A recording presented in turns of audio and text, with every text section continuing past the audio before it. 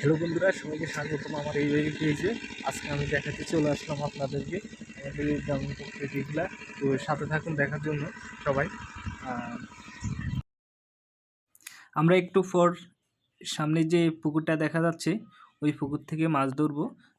সেই মাছ কিভাবে ধরবো এবং কি মাছ পাই সেটা আপনাদেরকে দেখাবো। সাথে থাকুন শেষ পর্যন্ত। 3, 2, 1.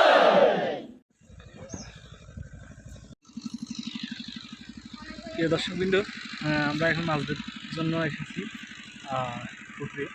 তো সবার আগে আমরা প্রথমে যে পুকুরে যে চোখগুলো ছিল এগুলো আমরা এখন পরিষ্কার করবো, তারপর আমরা জাল নিয়ে নামবো। তো দেখতে পাচ্ছেন আপনারা যে লাঠিগুলো ছিল ওগুলো সবগুলো প্রায় উঠানো হয়ে গেছে, আর মাঝে কিছু কিছু রয়েছে। ওগুলা দিয়ে আমরা এখন কোদাল দিয়ে সেগুলা তোলার জন্য চেষ্টা করতেছি। তো আপনারা শেষ পর্যন্ত সাথে রাখুন দেখতে হলে আমাদের মাছ কি পরিমাণ আছে। দেখতে পাচ্ছেন এখনো পারিনি, পারার জন্য আমরা অনেকগুলো লাঠি তুলেছি এবং মাছ ধরবো। এই পুকুরটিতে অনেক মাছ পাওয়া যায়, তাই আমরা অনেক উৎসাহের সাথে এই মাছগুলো ধরি।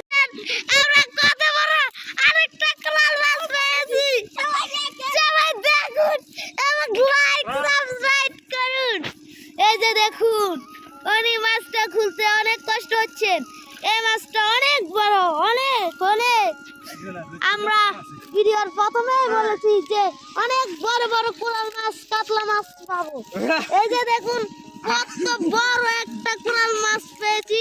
কোরাল মাছটার সাইজটা দেখুন।